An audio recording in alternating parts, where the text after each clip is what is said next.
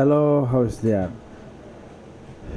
আমি এখন বলবো কিভাবে রিস্টোর করা যায় প্রজেক্টে এবং কিভাবে ব্যাকআপ দেওয়া যায়, ব্যাকআপ মিসিং ফাইলগুলোর ব্যাকআপ এবং ফাইলগুলোর কালারিং সেম লাইক দ্যাট। ওকে, সর্বপ্রথম আপনি এখানে প্রেফারেন্স আসবেন, DaVinci রিজলভস, এখানে আসবেন প্রেফারেন্সেস। ওকে, যদি শর্টকাট হয় এখানে আছে কন্ট্রোল প্লাস কমা, ফাইন। আমি এখানে ক্লিক করলাম, এখানে আসছে প্রজেক্ট সেভ অ্যান্ড লোড। এখানে এসে আপনি এখানে রাইট ক্লিক করে দিবেন।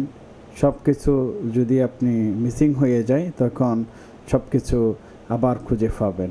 যদি প্রজেক্টে কোনো কারণে যদি ক্র্যাশ হয়ে যায় বা মিসিং হয়ে যায় আপনি স্টোর আবার ফিরে পাবেন।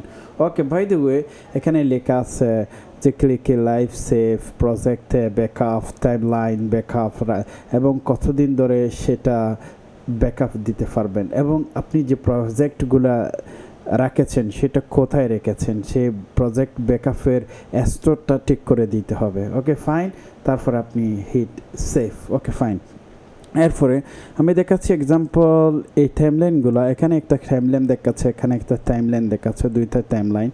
ওকে, আমি চাচ্ছি এই টাইমলাইনটার একটা পুরাতে একটা কালার দিয়ে দিচ্ছি। এক্সাম্পল এখানে লেখা আছে কালার, আমি দিচ্ছি এক্সাম্পল, আমি একটা কালার দিয়েছি, এখানে কালারটা দিয়েছি, এখানে কিন্তু কালারটা শো হচ্ছে। ওকে ফাইন, এখানে আমি একটা ক্লিপ এটাই, আর একটা হচ্ছে এক্সাম্পল আমি এখানে আরেকটা ক্লিপ এখানে দেখাচ্ছে, দুইটা ক্লিক এখানে একটা দেখাচ্ছে, এই ক্লিকটা এক্সাম্পল, এই ক্লিকটা আমি চাচ্ছি এই ক্লিকটাতে আরেকটা কালার দিব, এক্সাম্পল এটাতে আরেকটা কালার দিলাম। ঠিক আছে, আমি দুইটা কালার দিয়েছি, এখানে একটা কালার, এখানে একটা কালার দিয়েছি। এরপরে এখানে আসি, এটা আগে বলেছি প্রিভিউটা।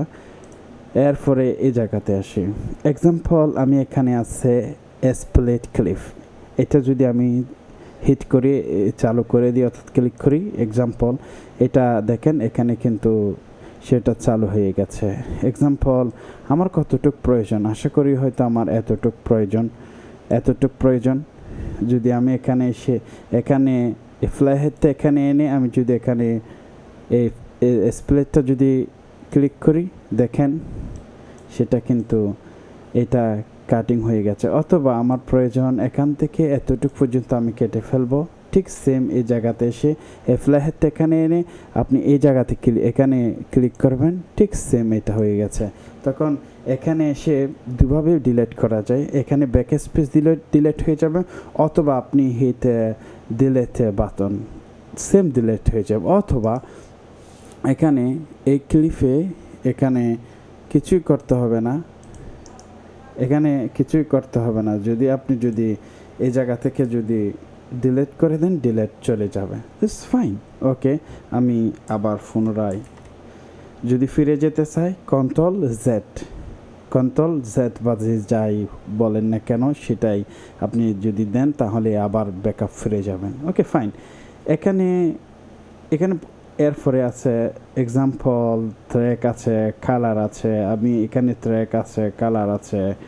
এরপরে দেখেন আমি এখানে অ্যাড মার্কার, আমি মার্কার করতে চাচ্ছি, এই মার্কারটা আমি দেখেন এখানে একটা মার্কার, এখানে যদি আমি মার্কারটা যদি কালার চেঞ্জ করতে চাই, এক্সাম্পল এটা মার্কারটার কালার চেঞ্জ হবে, কোথায় থেকে কোথায় মার্কার করেছি, এই জায়গা থেকে, এই দেখেন স্প্লেটটা কোথায়, এই জায়গায়। তো এখানে সেম এটা হচ্ছে প্রিভিউ, এখানে এরপরে কোথায় এই জায়গাতে মার্কার হচ্ছে, আমি আবার দিচ্ছি, দেখেন মার্কারটা কিন্তু হয়েছে। আমি চাচ্ছি এটা আবার এখান থেকে এখানে আনা যাবে, আমি এরপরে মার্কার এখান থেকে এনে আমি একবার ক্লিক করলাম, এটা কেটে গেছে। এরপরে এটা এখানে স্প্লিট নিয়ে আসলাম, আমি আবার ক্লিক করলাম, ঠিক সেম দুইটাই কিন্তু এখানে দুইটাই মার্কার করেছি।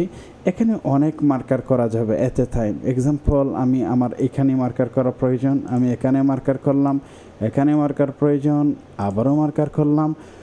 কোথায় আপনি কাটতে চান সব জায়গায় কেটে যাওয়া যাবে। আপনি স্প্লেটের মাধ্যমে কেটে ফেলতে পারবেন। অ্যাজ এ রাইটিং বুক আপনি ক্লিক করবেন, কোথায় কোথায় প্রয়োজন কাটে ফেলার জন্য সেটা কেটে ফেলবেন। ফাইন, এতে একটি চমৎকার ফিচার।